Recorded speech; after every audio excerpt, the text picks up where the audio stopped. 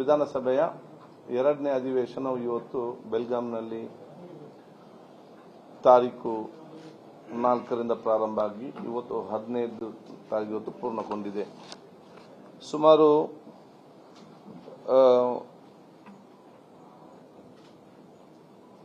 ಇದರಿಂದಾಗಿ 2023ನೇ ಇಸವಿಯಲ್ಲಿ ನಾವು 22 ದಿನಗಳ ಕಾಲ ಇವತ್ತು ಅಧಿವೇಶನ ನಡೆಸಿದಂತಾಗಿದೆ. ಇದನ್ನು ಕೂಡ ಸೇರಿಕೊಂಡು ಈ ಒಂದು ಅಧಿವೇಶನದಲ್ಲಿ ಬಹುಶಃ ಅತ್ಯಂತ ಯಶಸ್ವಿಯಾಗಿ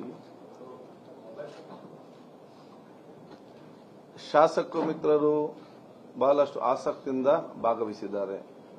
ಶೇಕಡಾವಾರು ಸುಮಾರು 88% ಅಷ್ಟು ಶಾಸಕರು ಇವತ್ತು ಭಾಗವಹಿಸಿದ್ದಾರೆ. ಅದರ ಜೊತೆಯಲ್ಲಿ ದೀರ್ಘಕಾಲದ ಚರ್ಚೆ ಕೂಡ ಇವತ್ತು ಆಗಿದೆ. ಇವತ್ತು ಬಹುಶಃ ಬಹಳಷ್ಟು ಸಮಯಾವಕಾಶದೊಂದಿಗೆ ದೀರ್ಘವಾದ ಚರ್ಚೆಯೊಂದಿಗೆ ಅತ್ಯಧಿಕ ಬಿಲ್ಗಳು 17 ಬಿಲ್ಗಳು ಇವತ್ತು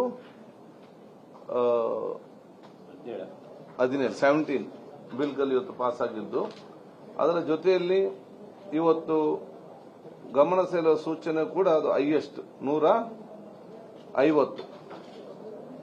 ಟೋಟಲ್ ಸಮಯ ಇವತ್ತು ಚರ್ಚೆ ಆದದ್ದು ಕೂಡ ಇಷ್ಟರವರೆಗೆ ಏನು ಇತ್ತು ಅದಕ್ಕಿಂತ ಜಾಸ್ತಿ 66 ಗಂಟೆಗಳ ಕಾಲ ಇವತ್ತು ಚರ್ಚೆ ಇವತ್ತು ನಡೆದಿದೆ. ಈ ಒಂದು ಅಧಿವೇಶನದಲ್ಲಿ 2 ಐತಿಹಾಸಿಕವಾದ ಬಿಲ್ಗಳು ವಿಧೇಯಕಗಳು. ಒಂದು ಉತ್ತರ ಕರ್ನಾಟಕ ಭಾಗದ 4 ವಿಮಾನ ನಿಲ್ದಾಣಗಳಿಗೆ ವಿವಿಧವಾದ ಹೆಸರುಗಳಿಡುವಂತಹ ಒಂದು ವಿಧೇಯಕ. ಎರಡನೇದು ಅಡ್ವೊಕೇಟ್ ಪ್ರೊಟೆಕ್ಷನ್ ಬಿಲ್. ಇನ್ನೊಂದು ಖಾಸಗಿ ನಿರ್ಣಯ. ಮಹಾತ್ಮ ಗಾಂಧೀಜಿ ಅವರು ಬೆಲ್ಗಾಂಗೆ ಬಂದಂತ ಸಂದರ್ಭದಲ್ಲಿ 150 ವರ್ಷನೇ ಆಚರಣೆ ಮಾಡುವಂತ ಸಂದರ್ಭದಲ್ಲಿ ಇದನ್ನು ಅಭಿವೃದ್ಧಿ ಪಡಿಸಲು ಕ್ರಮ ಕೈಗೊಳ್ಳಬೇಕಂತ ಆ ನಿರ್ಣಯಕ್ಕೆ ಸರ್ಕಾರ ಕೂಡ ಸಹಮತ ಇವತ್ತು ವ್ಯಕ್ತ. ಅನುಕ್ಷಣದ ಸುದ್ದಿಗಳಿಗಾಗಿ ವಿಸ್ತಾರ ನ್ಯೂಸ್ ಯೂಟ್ಯೂಬ್ ಚಾನೆಲ್ ಸಬ್ಸ್ಕ್ರೈಬ್ ಮಾಡಿ. ಹೊಸ ಸುದ್ದಿಗಳ ನೋಟಿಫಿಕೇಶನ್ಗಾಗಿ ಬೆಲ್ ಐಕಾನ್ ಕ್ಲಿಕ್ ಮಾಡಿ. ಲೇಟೆಸ್ಟ್ ಅಪ್ಡೇಟ್ಸ್ಗಾಗಿ www.vistaranews.com ವೆಬ್ಸೈಟ್ಗೆ ವಿಸಿಟ್ ಮಾಡಿ.